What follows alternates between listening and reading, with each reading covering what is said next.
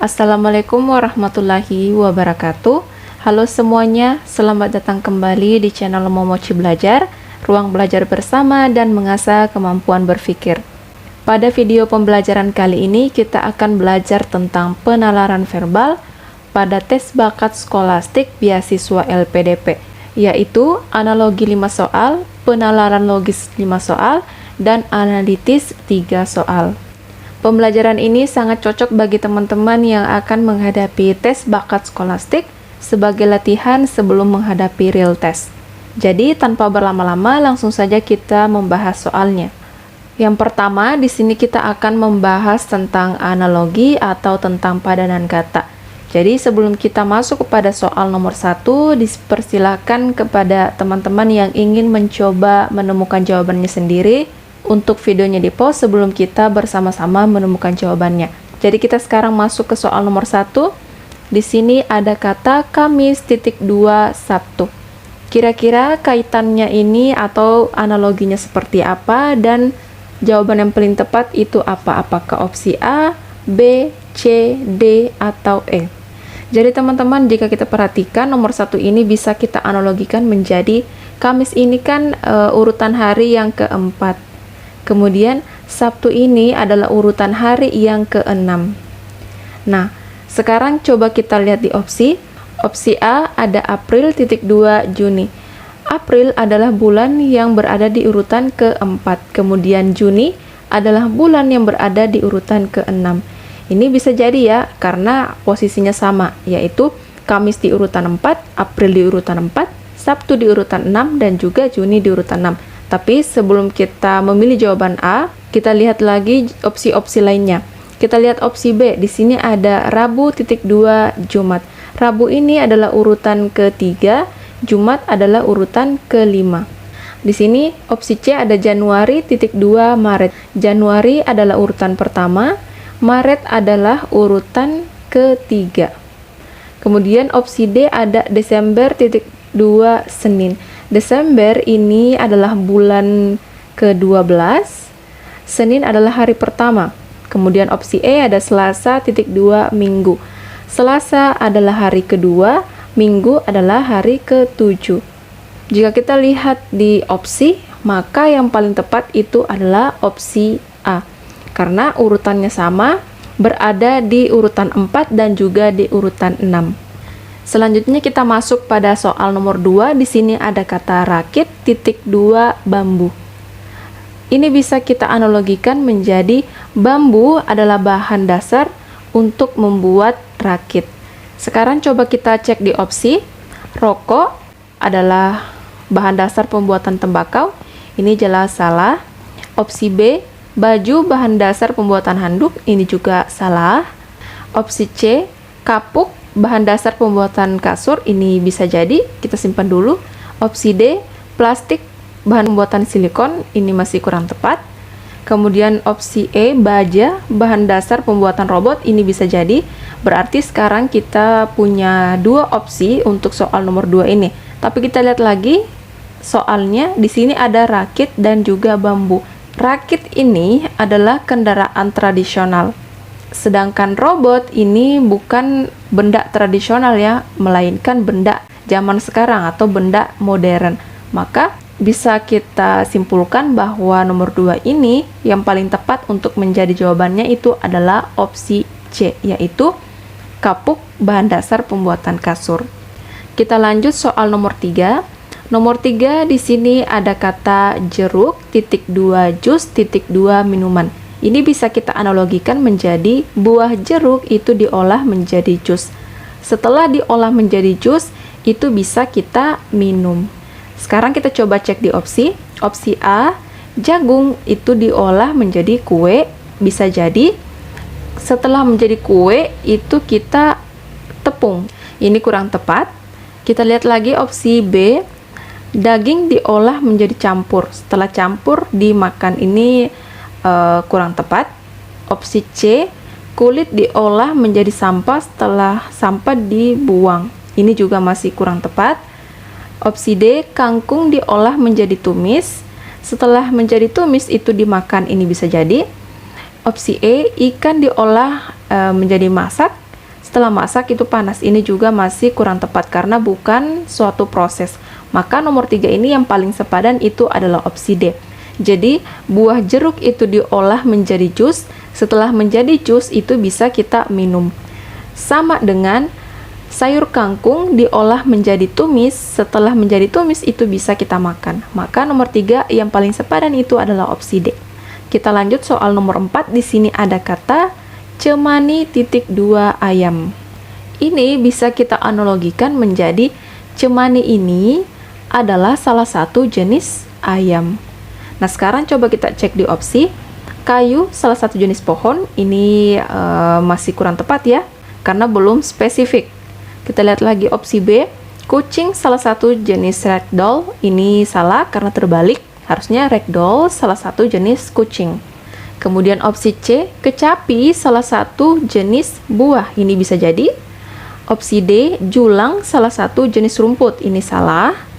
Opsi E. Warna salah satu jenis hitam, ini juga salah, harusnya hitam salah satu jenis warna. Jadi untuk analogi ini posisinya itu juga kita harus sepadankan. Jadi nomor 4 yang paling sepadan dengan cemani titik 2 ayam itu adalah opsi C. Kecapi adalah salah satu jenis buah, cemani adalah salah satu jenis ayam. Oke, kita lanjut soal nomor 5. Nomor 5 di sini ada kata petani titik 2 pangan. Ini bisa kita analogikan menjadi petani itu adalah pahlawan pangan. Sekarang coba kita cek di opsi. Gizi adalah pahlawan ahli gizi, ini masih kurang tepat. Opsi B, pendidikan adalah pahlawan guru, ini juga masih kurang tepat posisinya. Opsi C, pasien sehat, ini juga masih kurang tepat. Opsi D, dokter adalah pahlawan kesehatan, ini jelas benar. Opsi E, pedagang adalah pahlawan bisnis, ini masih kurang tepat. Maka di sini yang paling sepadan dengan soal nomor 5, petani titik 2 pangan atau petani adalah pahlawan pangan, itu adalah opsi D. Dokter adalah pahlawan kesehatan. Oke, kita lanjut soal berikutnya. Sekarang kita masuk pada pembahasan yang kedua, yaitu tentang penalaran logis. Nomor 1 di sini soalnya dikatakan, semua petani adalah pahlawan pangan. Kemudian, sebagian petani tidak menanam padi. Berarti kesimpulannya bisa, sebagian petani tidak menanam padi adalah pahlawan pangan. Atau, sebagian petani menanam padi adalah pahlawan pangan. Sekarang coba kita cek di opsi. Opsi A, sebagian petani menanam padi adalah pahlawan pangan, ini jelas jawaban yang benar. Opsi B, semua petani adalah pahlawan pangan dan menanam padi. Ini masih kurang tepat ya, karena dikatakan pahlawan pangan memang semua petani, tapi khusus untuk yang menanam padi itu hanya sebagian, jadi tidak semua. Kemudian kita lihat opsi C, beberapa petani tidak menanam padi adalah bukan pahlawan pangan. Ini jelas salah, karena dikatakan di premis 2, sebagian petani tidak menanam padi.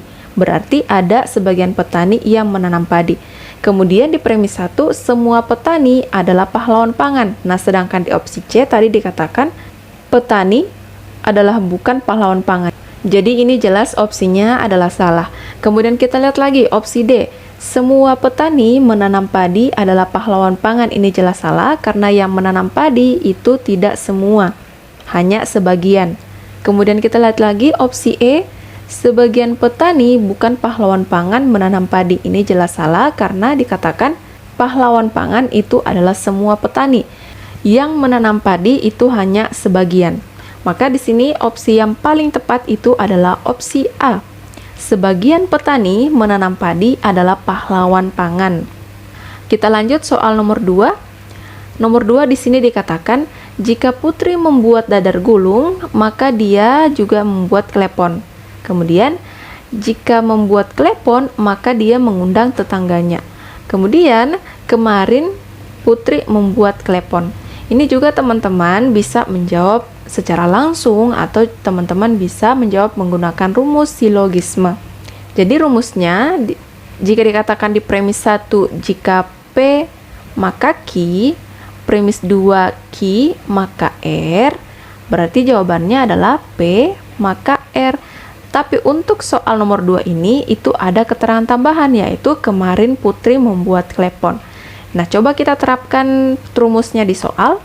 Jika Putri membuat dadar gulung, ini adalah P.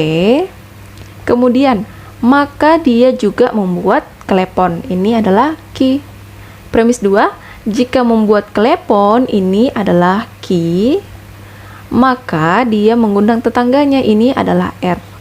Berarti kalau tanpa ada keterangan ketiga, berarti jawabannya adalah P maka R, atau jika Putri membuat dadar gulung, maka dia mengundang tetangganya. Tapi di sini ada keterangan tambahan, dikatakan kemarin Putri membuat klepon. Berarti kemarin itu karena Putri membuat klepon, berarti Putri mengundang tetangganya kemarin. Nah, sekarang coba kita cek opsi.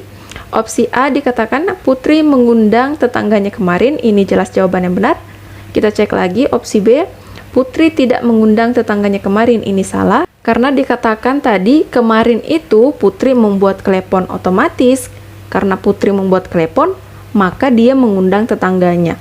Kemudian kita lihat lagi opsi C, kemarin Putri tidak membuat dadar gulung, ini jelas salah. Kemudian opsi D, kemarin Putri tidak membuat klepon, ini jelas salah. Opsi E, Putri belum tentu mengundang tetangganya, ini juga salah. Karena jika membuat klepon, maka dia mengundang tetangganya. Berarti nomor 2 ini jawaban yang paling tepat itu adalah opsi A, Putri mengundang tetangganya kemarin. Kita lanjut soal nomor 3. Nomor 3 di sini soalnya dikatakan semua nelayan menangkap ikan menggunakan jaring. Kemudian Pak Anwar adalah nelayan. Berarti karena Pak Anwar itu adalah nelayan, maka Pak Anwar ini menangkap ikan menggunakan jaring. Karena di premis 1 dikatakan semua nelayan menangkap ikan menggunakan jaring.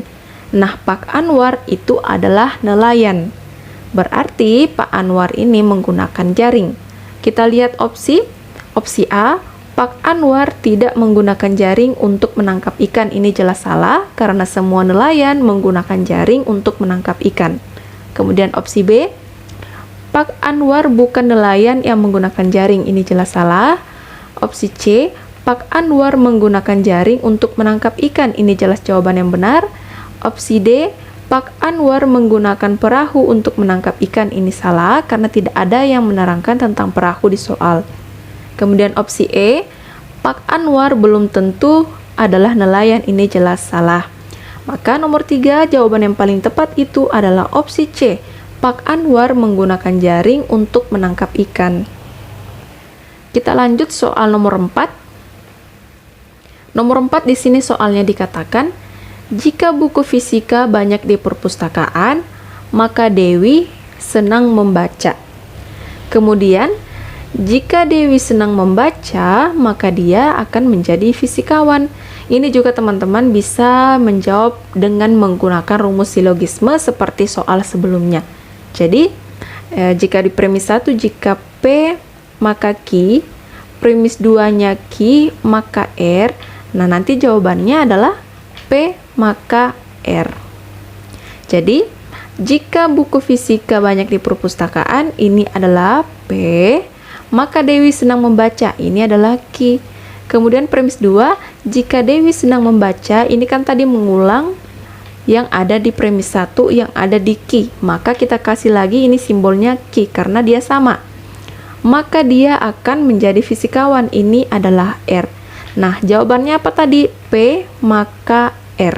Berarti jika buku fisika banyak di perpustakaan, maka dia akan menjadi fisikawan. Sekarang coba kita cek di opsi. Opsi A, jika buku fisika tidak banyak di perpustakaan, maka Dewi akan menjadi fisikawan. Ini jelas opsi yang salah. Opsi B, jika buku fisika banyak di perpustakaan, maka Dewi akan menjadi fisikawan. Ini jelas benar, sesuai juga dengan rumusnya. Opsi C, Dewi akan menjadi fisikawan jika rajin membaca di perpustakaan. Ini salah. Jika Dewi senang membaca, maka dia akan menjadi fisikawan. Ini juga masih kurang tepat. Opsi E, Dewi mungkin akan menjadi fisikawan jika membaca di perpustakaan. Ini juga masih kurang tepat. Maka nomor 4, jawaban yang paling tepat itu adalah opsi B. Jika buku fisika banyak di perpustakaan, maka Dewi akan menjadi fisikawan. Kita lanjut soal nomor 5. Nomor 5 di sini soalnya mengatakan, sebagian ikan berwarna merah hidup di akuarium. Kemudian, semua ikan jago berenang. Jadi ini kesimpulannya bisa, sebagian ikan yang berwarna merah yang hidup di akuarium itu jago berenang. Nah, sekarang coba kita cek di opsi A, semua ikan berwarna merah tidak jago berenang hidup di akuarium. Ini jelas salah karena tadi dikatakan di premis 1, yang berwarna merah itu hanya sebagian. Kita lihat lagi opsi B, sebagian ikan jago berenang hidup di akuarium. Ini juga masih kurang tepat. Opsi C, semua ikan tidak jago berenang berwarna merah. Ini juga salah. Opsi D, beberapa ikan hidup di akuarium tidak berwarna merah jago berenang. Ini bisa jadi ya, karena tadi dikatakan di premis 1, sebagian ikan berwarna merah hidup di akuarium. Berarti ada sebagian ikan yang tidak berwarna merah juga hidup di akuarium. Maka opsi D ini bisa jadi adalah jawabannya. Tapi kita lihat lagi opsi E, beberapa yang jago berenang bukan ikan hidup di akuarium. Ini jelas salah. Maka nomor 5 jawaban yang paling tepat itu adalah opsi D. Beberapa ikan hidup di akuarium tidak berwarna merah jago berenang. Oke, kita lanjut soal berikutnya. Yang ketiga, kita akan membahas tentang analitis. Jadi narasinya dikatakan seorang guru mengatur posisi muridnya berjumlah 5 orang untuk tampil di suatu pentas seni, yakni Reza, Dini, Viola, Fania, dan Arjun. Reza dan Dini berasal dari kelas yang sama. Viola dan Fania berasal dari kelas yang sama. Jika pelajar yang berasal dari kelas yang sama tidak boleh berdekatan, maka susunan manakah yang benar? Berarti ini teman-teman langsung saja mencoba teknik eliminasi. Tadi kan dikatakan yang sekelas tidak boleh berdekatan. Nah, kita bisa buat di sini dulu untuk lebih mudah. Reza tidak boleh dengan Dini karena mereka adalah satu kelas. Kemudian yang tidak boleh lagi berdekatan itu adalah Viola dan Fania. Itu tidak boleh berdekatan. Nah, sekarang sudah ada nama yang tidak bisa berdekatan. Reza tidak bisa berdekatan dengan Dini. Viola tidak bisa berdekatan dengan Fania. Sekarang kita coba cek di opsi dan kita gunakan teknik eliminasi. Opsi A ada Dini, kemudian di sini ada Reza. Jadi ini bisa jadi karena ada Arjun yang berada di tengah. Kemudian Viola dan Fania. Viola di sini, Fania di sini. Maka opsi A itu salah karena Viola dan Fania itu tidak boleh berdekatan. Ini salah ya. Kita lihat lagi opsi B. Ada Fania dan ada Viola. Oke, Viola jauh ya. Kita lihat lagi Reza dan Dini. Reza dan Dini. Ini juga salah. Reza dan Dini tidak boleh berdekatan. Maka opsi B juga salah. Kita lihat lagi opsi C. Ada Reza. Oke. Dini. Dini juga berada di ujung. Mereka berjauhan. Kita cek lagi Viola dan Fania. Ada Fania dan ada Viola. Jadi ada sekat antara Fania dan Viola. Jadi ini bisa jadi jawabannya. Kemudian Reza juga tadi dengan Dini itu sangat jauh jaraknya. Kita lihat lagi opsi D, ada Reza dan Dini. Dini dan Reza berjauhan. Viola dan Fania. Ada Fania dan Viola. Ini jelas salah. Mereka tidak boleh berdekatan. Opsi D salah. Opsi E ada Reza dan Dini. Ini juga tidak boleh berdekatan. Maka opsi E juga salah. Maka satu-satunya opsi yang paling benar itu adalah opsi C. Reza berjauhan dengan Dini, kemudian Fania dan Viola juga berjauhan. Maka nomor 1 jawaban yang paling tepat itu adalah opsi C. Kita lanjut soal analitis yang kedua. Di sini narasinya dikatakan, pada suatu keluarga terdapat 5 orang anggota, yakni ayah, ibu, Andin, Mulan, dan Sandi. Mereka semua duduk di kursi dengan meja yang bundar. Ayah duduk di sebelah kiri ibu. Andin tidak duduk bersebelahan dengan ibu. Mulan duduk di sebelah kiri Sandi. Jadi karena dikatakan tadi mereka duduk di meja bundar dan ada 5 orang, berarti kita buat dulu. Nah, bisa begini ya. 1, 2, 3, 4, 5. Tadi dikatakan ayah duduk di sebelah kiri ibu. Berarti kita bisa taruh ayah, misal ibu di sini dan di sebelah kiri ibu itu ada ayah. Kemudian dikatakan lagi Andin tidak duduk bersebelahan dengan ibu. Berarti Andin itu tidak boleh berada di sini. Jadi Andin tidak boleh berada di sebelah ibu. Kemudian dikatakan lagi Mulan duduk di sebelah kiri Sandi. Berarti kalau Sandi di sini, di sebelah kiri Sandi itu ada Mulan. Nah, berarti Andin itu berada di sini, di sebelah kanan Sandi. Nah, sekarang soalnya dikatakan siapakah seorang yang duduk di antara ibu dan Sandi? Ini ibu dan ini Sandi. Yang berada di antara ibu dan Sandi itu adalah Mulan. Kita coba cek di opsi A, ayah. Ini salah. B, Andin juga salah. C, Mulan, ini jawaban yang benar. D, Sandi salah. E, ibu juga salah. Maka nomor 2 jawaban yang paling tepat itu adalah opsi C, Mulan. Oke, kita lanjut soal berikutnya. Nomor 3 di sini masih dengan narasi yang sama, berarti coretan kita di soal nomor 2 silakan disalin ke nomor 3. Oke, sekarang sudah masuk. Di sini tadi adalah ibu. Nah, soalnya dikatakan siapakah seorang yang duduk di antara Sandi dan ayah? Ini Sandi, kemudian ayah itu di sini. Nah, yang duduk di antara Sandi dan ayah itu adalah Andin. Nah, sekarang coba kita cek opsi. A, Mulan, ini salah. B, ibu, salah. C, Sandi, salah. D, Andin, ini jawaban yang benar. E, ayah, ini juga salah.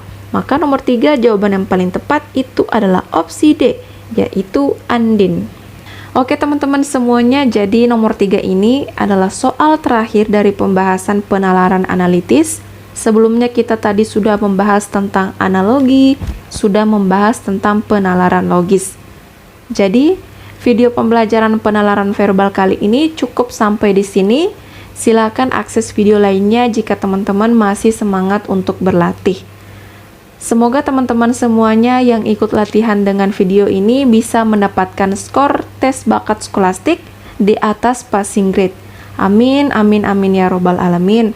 Jika video ini membantu teman-teman semuanya, maka jangan lupa untuk dukung terus channel Momoci Belajar dengan cara like, subscribe, share ke teman-teman kalian yang mungkin juga butuh video pembelajaran seperti ini.